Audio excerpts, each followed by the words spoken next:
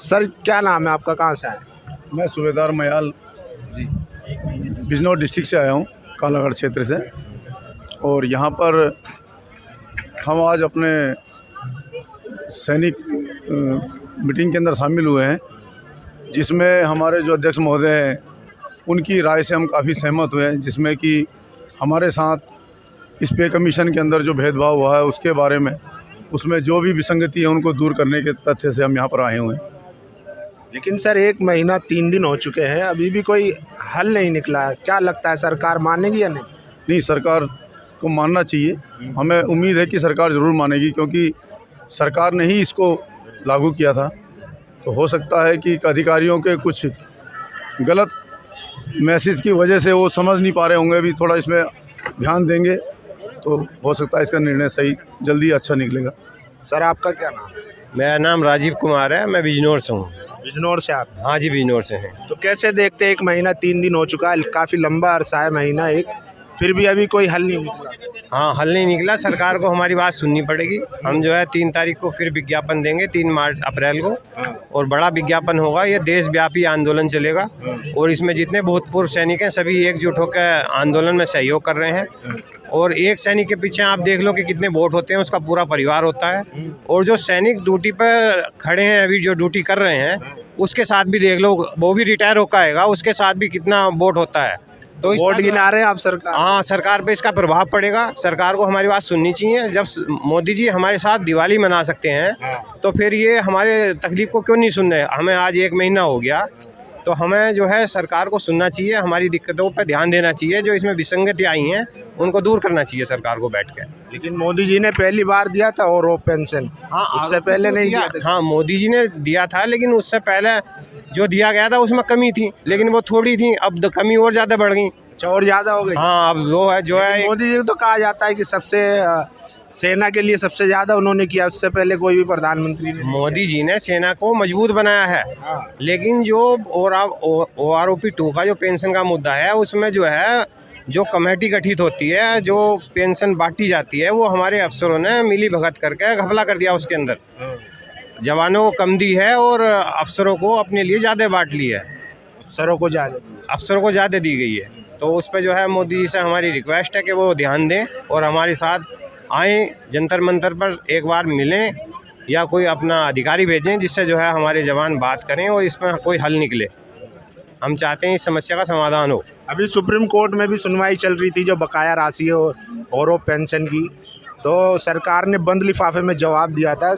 तो supreme court के जज जो है CGI चंद्रचूड़, उन्होंने कहा है कि बंद लिफाफे में जवाब देने की ज़रूरत नहीं है। तो कैसे देखते हैं, क्या सरकार क्या उस लिफाफे में हो सकता है?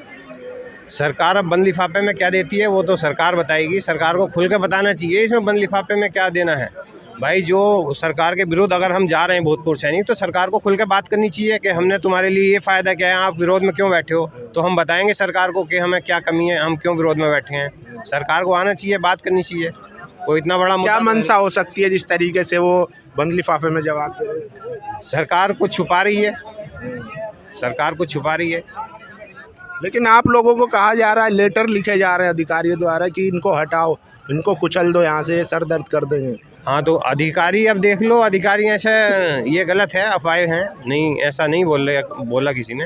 नहीं, लेटर लिखा गया बाकायदा। हाँ, तो ऐसे कैसे कुचल देंगे बताओ? कितने भूतपूर्व सैनिक हैं, पूरे देश में भूतपूर्व सैनिक हैं, और जो ड्यूटी कर रहे हैं वो भी एक दिन रिटायर होकर आएंगे, तो उन पर भी गलत असर पड़ेगा इस चीज़ का। ऐसा नहीं करना चाहिए।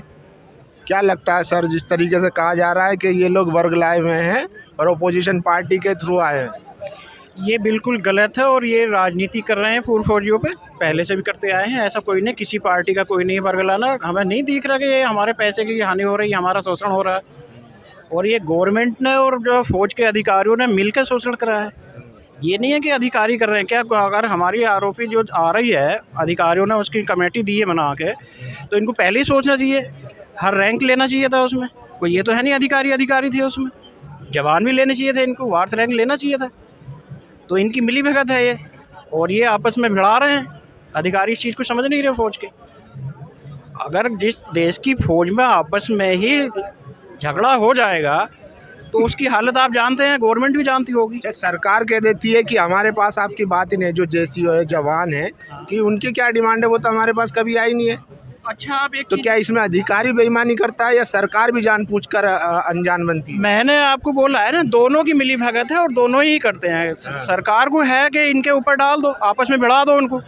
1 महीने से यहाँ पूर्व फौजी बैठे हैं, क्या सरकार को अब भी पता नहीं लगा हो क्या रहा है? कोई नुमाइंदा आया सरकार की तरफ से यहाँ, या रक्षा मंत्री ने कोई बयान दिया है इस बारे में? तो आप बताइए। तो ये दोनों मिलकर कर रहे हैं और सारा इनका खेल चल रहा है, लेकिन ऐसा होगा नहीं। अब यहाँ बैठे हैं तो बैठे हैं, इतना इसका समाधान नहीं होगा, इतने नहीं उठेंगे। कहा जाता है कि जवान जो है बॉर्डर से नहीं हटता, क्या यहाँ से हट जाएगा पीछे? कैसे हट जाएगा? अगर 25 साल 30 साल बॉर्डर पे लड़का आया, छाती पे गोली खा गया, मैंने कारगिल भी लड़ा है, सारी चीज़ें मैंने देखी हैं, मैं यूएन में भी रह के आया हूँ। तो ये तो हमारा घर है दिल्ली, ये तो हमारा घर है। यहाँ कौन गोली मारेगा? और जो मारेगा तो देखा जाएगा। गोली तो हमने बहुत देखी है, दिल्ली की भी देख लेंगे, सरकार की भी देख लेंगे। जेल में डाल देंगे तो कोई बात नहीं, जेल में भी चले जाएंगे। हम तो जेल से भी बुरी हालत काट गए ग्लेशियर में, वहाँ तो जेल से भी ज़्यादा बुरी हालत है। मतलब हटने वाले नहीं, बिल्कुल नहीं हटेंगे।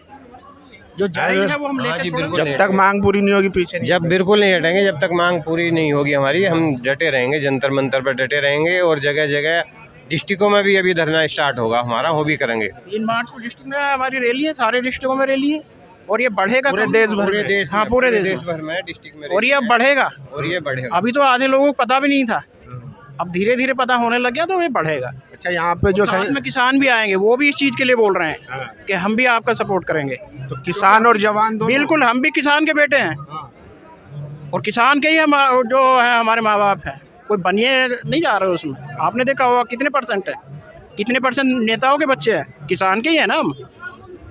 तो किसान और आप कह रहे हैं किसान और जवान मिलकर धरना करेंगे? अगर नहीं बात बनेगी तो हम सब मिलकर करेंगे, क्योंकि वो भी हमारे माँ बाप हैं, हम भी उनकी औलाद हैं, तो वो करेंगे। हम भी, वो भी परेशान है, हम भी परेशान हैं। क्या सर, कहा जाता है कि जो किसान जो है वो अंदर रह के और जवान, उसका बेटा जवान बन के बॉर्डर पे सुरक्षा करता है, तो क्या आप दोनों मिलकर सरकार से लड़ेंगे? हाँ, सरकार नहीं मानेगी तो फिर कुछ ना कुछ तो करना पड़ेगा, लड़ना पड़ेगा सरकार से। तो देश भर में जो तैयारियां चल रही हैं, कहा जा रहा है कि यहाँ से ट्रेनिंग ले लेके लोग जा रहे हैं और लोगों को जागरूक कर रहे हैं कि आने वाले दिनों में बड़ा आंदोलन की ज़रूरत पड़ सकती है। तो क्या हकीकत है, उसकी कितना प्रभाव है अभी देश भर में? हाँ, देश भर में इसका प्रभाव पड़ रहा है। जो कमियां हैं उसको दूर करना चाहिए सरकार को। इसमें कोई भड़काने वाली है ऐसी कोई बात नहीं है। ये तो हमें भी दिख रहा है कि हमें नुकसान है, पेंशन हमारी कम आ रही है, अफसरों की ज़्यादा पेंशन है, तो इसमें भड़काने की ऐसी कोई बात नहीं है। सांसदों की पेंशन क्यों बढ़ा देते हैं? 3-3 पेंशन ले रहे हैं, 4-4 पेंशन ले रहे हैं, बिना किसी कमेटी के उनकी पेमेंट बढ़ा देते हैं। तो जनप्रतिनिधि है ना, वो जनप्रतिनिधि तो कहते हैं कि जन सेवा करते हैं। क्या ये फौज के जवान कुछ नहीं है? इन्हीं की वजह से तो मेरे को लगता है कि इंडिया सोता है, या इंडिया का सारा देश, कोई भी फॉरेन कंट्री है वो फौज की वजह से तो सोती है। तो इनके बढ़ाने में कौन सा मुश्किल आती है? इनका पैसा क्यों काट रहे हैं? क्यों इनको दुखी करा जा रहा है? क्यों सड़क पे बैठाया जा रहा है? उनको भी में सिर्फ ये है कि आपकी बढ़नी चाहिए, या जो ऑफिसर की जो ऑफिसर की तो ऑलरेडी बढ़ी हुई है भाई, लड़ाई तो यही है। ऑफिसर जो डिफरेंस है अफसर और जवान जेसीओ की पेंशन में, तो ये आप सिर्फ आपकी बढ़नी चाहिए, या अगर अफसर की कम करके आपके बराबर के लेवल में ला दी और रेशियो में ला दी जाए तो वो ठीक है? हमें कम का कोई मतलब नहीं है, लेकिन ये है हमें उनकी बराबर, जो हमारा हक है उनकी बराबर होने लायक। उनकी बेसिक हमसे ज़्यादा है, हमें कोई फ़र्क नहीं पड़ता, लेकिन जो चीज़ें हमारी हैं, जो चीज़ें हमारे अलाउंस हैं, जितना भी हमारा हुआ है, हम उनसे आगे रहते हैं, तो हमें क्यों नहीं उनकी बराबर करा जा रहा है? तो हमें ये मतलब नहीं है कि आप उनकी कम करो, लेकिन हमारी तो बढ़ाओ। या वो अपनी बढ़वाते हैं गवर्नमेंट से मिलकर, तो हमारी भी तो बढ़ानी चाहिए उनको। यही तो गवर्नमेंट को सोचना चाहिए कि आप एक ऑफिसर की बढ़ा देते हो और एक जवान का आप नाम नहीं लेते हो, इसका मतलब क्या होता है? फौज को आपस में भिड़ा रही गवर्नमेंट, और आपस में भिड़ाने का मतलब आप समझते हो देश का क्या होता है? हाँ, अगर ये तो आपस में अधिकारी और जवान भिड़ेंगे तो नुकसान ही होगा। फिर ये तो देश का नुकसान है ना, और हम ये नहीं चाहते। हम तो गवर्नमेंट से ये कह रहे हैं कि आराम से सोचो, तसल्ली से सारी चीज़ें, हमारी जो प्रॉब्लम है वो सॉल्व करो। और ये चीज़ें ठीक नहीं है। 1 महीना हो गया है यहाँ, हम तो जानते हैं अगर सरकार अच्छी है या जवानों के हित में है तो सरकार को 1 महीने से किसी ना किसी बंदे को अपने नुमाइंदों को भेजना चाहिए था। भाई पूछो क्या प्रॉब्लम है, रक्षा मंत्री को भेजना चाहिए था, भाई जवान सड़क पे बैठे हैं उनसे पूछो क्या प्रॉब्लम है। तो कैसे ना मान लें कि गवर्नमेंट इसमें शामिल नहीं है? तो आने वाले टाइम में सरकार को वोट की चोट देंगे नहीं, वोट अगर नहीं मानती है तो? उस चीज़ के लिए तो नहीं कह सकते। अब वो तो देखो सबको पता है, मान लो कोई किसी से नाराज़ है तो वो तो उसके खिलाफ जाना ही है। क्योंकि 14 और 19 में सेना के नाम पे ही मोदी जी आए थे सत्ता में। अब वो तो देखो आप बोल रहे हो, मैंने तो नहीं बोला इस चीज़ के लिए, लेकिन इतना ज़रूर है जो किसी से नाराज़ होता है तो वो उससे अलग ही चलता है। मतलब है कुछ ना कुछ संदेश है, हाँ? हाँ, होना चाहिए संदेश सरकार को। 24 का संदेश। 24 का संदेश है या जो भी है, सरकार को सुननी चाहिए। जब कमी नहीं है तो सरकार को बात करनी चाहिए। जब उसमें आरोपित में कोई कमी नहीं है तो फिर हमसे आके बात करे, हमें समझाए कि कोई कमी नहीं है, हमने सही करा है ये, नहीं तो फिर हमारी सुने।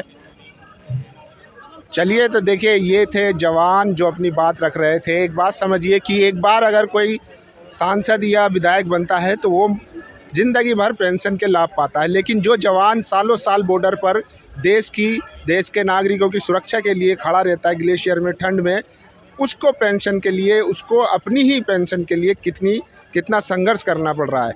आप लोगों की क्या राय है इस आंदोलन के बारे में? अपनी राय ज़रूर दीजिए। शुक्रिया।